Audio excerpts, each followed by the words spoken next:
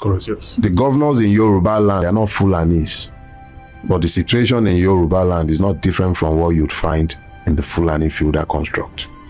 So you have rulers who are unelected by those who should be citizens, but you cannot have citizens where you do not have the protection of equality of law.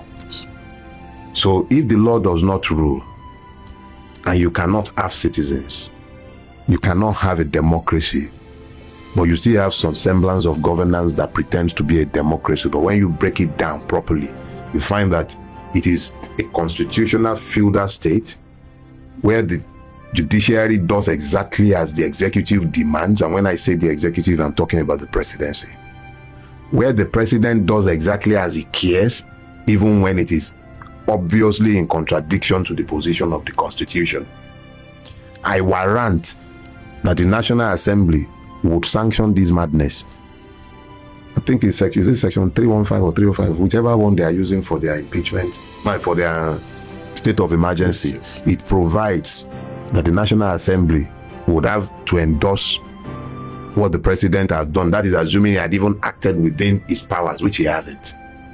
But this toothless Congress of baboons will do exactly as they are told by the time Akpabio is done transferring prayers to their boxes.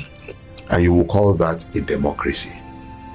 It's not a democracy. We are not in a democracy. The reality is that Nigeria is a feudal state. It's a modern iteration of a feudal state. It's just that they are dishonest and not proud to have to own up to what it is. It's not a democracy. How do you think it all ends for Wike? Because for me personally, I feel like he's allowed his, ego or whatever he has, the issues he has with football to kind of how it ends? Yeah, how do you think it all ends for? In a box. Everybody goes out in a box at the end of the day. Maybe if he's blessed, he might live as long as he has already lived, if he is blessed. But ultimately, regardless of how much you ride roughshod over people, how rich you are, how powerful you are, what you become or do not become, the only thing that is certain and predictable is death. So no matter how long Mr. Wike might go around like an aspiring Hitler, it does not change the fact that a day will come and he will go the way of all mortals, including myself. So that's the only thing that is certain. Yeah, I think that's a good answer to give, in the sense that when one comes across an kind of insurmountable obstacle, which Wike kind of seems like today, like he has the backing of the president. So it seems like he can do anything he wants to do and get away with it, no matter how crazy it may seem. That's how it looks like today. Yeah, Yorubas have this proverb. They say that when the bata drum becomes strident, it is because it is about to tear asunder.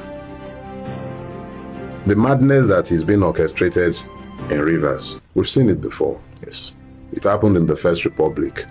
In actual fact, the powers that the president presumed to deploy yesterday were the powers available in the 1960 Constitution. They are not available in the 1999 fraud.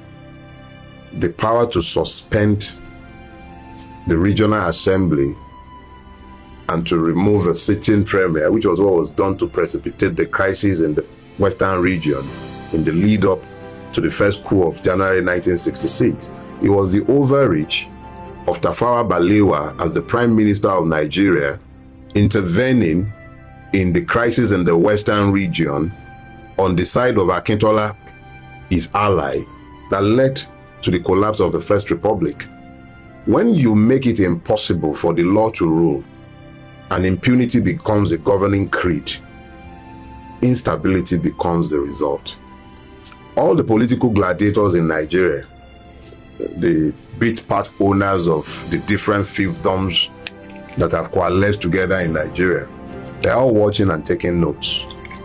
What Wike and Tinubu are telling them is that the Constitution, useless as it is, does not offer any protection for them once the president or any one of his minions look in your direction. You have no constitutional protection. Yeah. That is what they have signaled. And when you find a place where people who have money but do not have power are told that they do not have constitutional protection, what you find is that each person begins to seek protection outside the confines of the law. Anarchy looms large as a function of what began yesterday. But it didn't really begin yesterday, now did it? I do agree, sir. I do definitely agree. Similarity wasn't the people's choice. Yes. Wike is the imperator. So Perfect recipe for disaster. Yeah. Another current issue is the ongoing tussle between, I won't really call it a tussle, but the ongoing drama between Natasha and Akpabio. What are your thoughts, sir? It's none of our business. It's like this similarity and wicked thing. Yeah. The only thing it does for us, if anything, is that it offers us the opportunity to see how they operate, how the people governing the people, how they think, if they think at all. That what began as a squabble over a sitting arrangement in the Senate, graduated and became sexual harassment allegation. Once the sexual harassment allegation was made, no matter what you think of Natasha, Akpabio has priors. And I would imagine that simple common sense should have told them that Akpabio should take himself out of the process for determining the response of the Senate. But there he was, being the one reading out the decision of the Senate to indefinitely suspend a member whom they did not elect. So you find that we're in a democracy that is quickly unraveling because men's egos have to be assuaged. The law cannot be allowed to rule. And ultimately, standards cannot be kept because you have to keep changing position every day to suit the whims and caprices of persons. So Natasha, Akpabio, they are just symptoms of what we are witnessing in Nigeria, a systemic collapse, a complete retreat from governance and descent into sensational noise-making at best. Yeah.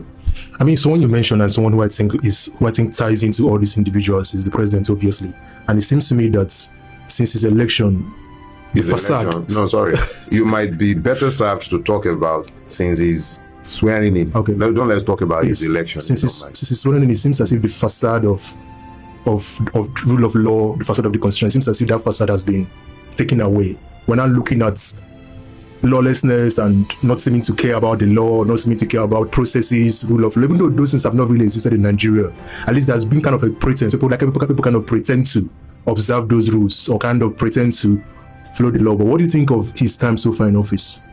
If I went out into the sunshine and I was wearing rose-tinted glasses, the day would appear rosy, right?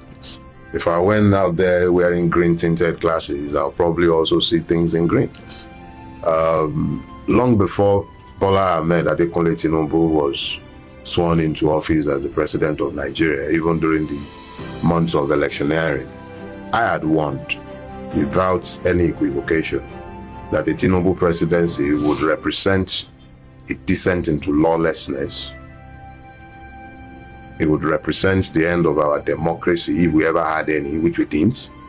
So that the man has come into power today and everything that shouldn't happen are happening might surprise those who are unprepared for what to expect with his ascension to power. But for those of us who, one, live in Lagos State, we've experienced him firsthand for 26 years, and we know that he has no tolerance for anything called democracy. We know that as a fact. So we had no illusions as to what to expect with him in power.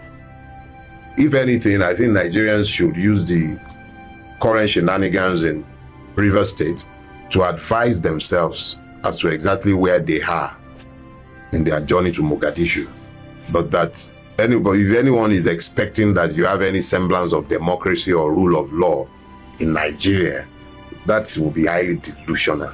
There is nothing like that again. When you were talking, you mentioned, I believe it was serfs in one of your answers, and you kind of brought back one of the words you use in this book to describe Nigeria as a feudal state. And I've read two of your books now, this one, Imperatives of the Nigerian Revolution. I really enjoyed this one, in my opinion, compared to the one on judiciary. But just that's my own opinion anyway. I've not read the third one. I couldn't find it on Amazon for whatever reason. It wasn't available. But hopefully, I was some point back because I really enjoyed reading your book. I love the way you write. But what do you mean by Nigeria being a feudal state? Something that was referenced in this particular book quite a lot. Earlier in my life, I read English language and linguistics as a course. I didn't finish it, but it left me with a lifelong predilection for linguistic exactitude. If you use words, I expect the words to mean what the native speaker of the words intended for it to mean. I know as a fact that you cannot have a democracy where the rule of law does not exist. I also know as a fact that the historical basis of Nigeria's existence is found in feudalism. When the white man came to Nigeria, there were two Islamic empires already in existence in this space called Nigeria today. You had the Kanem Borno Empire, and you also had the Sokoto Caliphate. Both were feudal. Feudalism talks about the acceptable non-equality of social classes. So you have the serfs and you have the rulers. And in between, you have those who serve the rulers. That is what Nigeria is today. I know that it sometimes sounds very difficult for people to wrap their brains around this concept. But when you consider that what began as a Fulani construct has jumped ship, it has jumped host. The rulers of Ala-Igbo are not Fulanis. But the situation in Ala-Igbo is not different from what you find in the land of the Fulanis. No, I do agree. Definitely agree. I mean, there's no one can't look at Nigeria and call Nigeria democracy. It's not even possible at all. Well, going back to the book again, you mentioned the North. And one of the things I was fascinated about, reading your book is you talked about the veto given to the North by the British when Nigeria was created.